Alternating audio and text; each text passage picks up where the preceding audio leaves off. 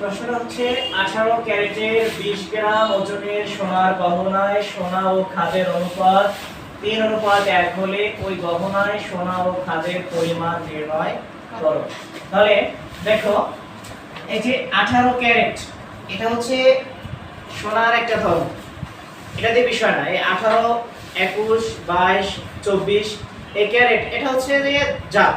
তুমি কি আম কিনতে যাবা, এটার মধ্যে একটা ভালো আছে, একটা খারাপ আছে, একটা মাঝারি আছে, এরকমের আছে না? তাহলে সোনার মধ্যেও 18 ক্যারেটের এক দাম, 21 ক্যারেটের এক দাম, 22 ক্যারেটের এক দাম, 24 ক্যারেটের এক দাম। তার মানে এটা তোমার প্রশ্নের মধ্যে এটা দেওয়া আছে, তার একটা কি ধরো, তাহলে এটা দিয়ে দরকার নেই। এই 18 তোমার কোনো প্রয়োজন নাই এই প্রশ্নটা করতে। এখানে 20 গ্রাম বলেছে, এটা হলো মোট ওজন। এটা কি মোট ওজন। এরপরে সোনার গহনায় কি কি আছে? সোনা আর হচ্ছে খাদ, এই দুইটার অনুপাত আছে কি 3:1 হলে ওই গহনায় সোনা ও খাদের পরিমাণ নির্ণয় করতে বলছে। তার মানে 20 গ্রাম হচ্ছে সোনা। তুমি একটা আংটি বানিয়েছো, এই আংটিটার ওজন হচ্ছে কয় গ্রাম? 20 গ্রাম। এর মধ্যে কি কি আছে? সোনা আছে এবং খাদ আছে। দেখো গহনা তৈরি করতে গেলে এক কোষ সোনা দিয়ে কোনো স্বর্ণকারী বানায় না, এর মধ্যে খাদ মিলায়। তাহলে খাদ মানে তামা মিলায়, তামা মিক্সড করে, তাই না? এই তামাটা এবং সোনা আর তামা এই দুটার মধ্যে সোনার পরিমাণটা বেশি দেয় আর তামার পরিমাণটা কম দেয়। তাহলে এখন এই সোনা আর খাদের আলাদা আলাদা পরিমাণ বের করতে বলছে যে 20 গ্রাম একটা স্বর্ণের জিনিসে বা গহনায় এর মধ্যে কতটুকু সোনা আছে এবং কতটুকু খাদ আছে, এটা আমরা বের করব। তাহলে লিখব কি? দেওয়া আছে গহনার মোট ওজন, নাকি? গহনার মোট ওজন কত গ্রাম? 20 গ্রাম। গহনার মোট ওজন কত গ্রাম? 20 গ্রাম। তাহলে এই 20 গ্রামের মধ্যে গহনার অনুপাত আছে কত কত? 3 আর 1। তাহলে কি লিখবা?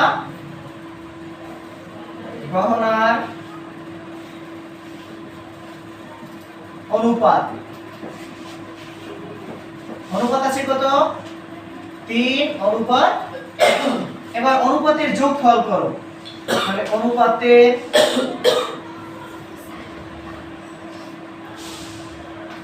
যোগফল কি হবে? এই 3 যোগ 1। 3 আর 1 যোগ করলে কত হয়? 4। তার মানে এই 20 গ্রাম হলো মোট গহনা আর আমরা দুইটা অনুপাতের যোগফল পাইছি কত? 4। দুইটা অনুপাতের যোগফল কত পাইছি? 4। এখন এই 20 এর 4 এর 3 অংশ একবার হবে, আবার 20 এর 4 এর 1 অংশ একবার হবে। এটা আলাদা আলাদা যদি বের করি তাহলে আমরা সোনা এবং খাদ পেয়ে যাব। এবার বের করব সোনার পরিমাণ। সোনার পরিমাণ তাহলে পরিমাণ কোথা থেকে আসবে? এই যে মোট 20 গ্রাম ছিল, সেই 20 গ্রাম এর কত হবে? এই 4 যোগফলটা যাবে নিচে আর সোনার অনুপাত কোনটা? এই 3 না? তাহলে 3 যাবে উপরে, সামনে গ্রামে চলে আসবে এখন। তাহলে এই 20 এর বলতে গুণন, নিচে 4 উপরে 3। 4 দিয়ে 20 এর কাটলে 4 5 এ 20। 5 আর 3 যদি গুণ করো, গুণ ছিল না? তাহলে 3 5 এ কত আসে? 15 গ্রাম আমরা সোনা পাই গেলাম। এখন ইজিলি বলা যায় 20 গ্রাম থেকে 15 গ্রাম যদি সোনা হয় তাহলে খাদ আছে বাকি 5 গ্রাম, সেটা আমরা বের করে দিব। খাদের পরিমাণ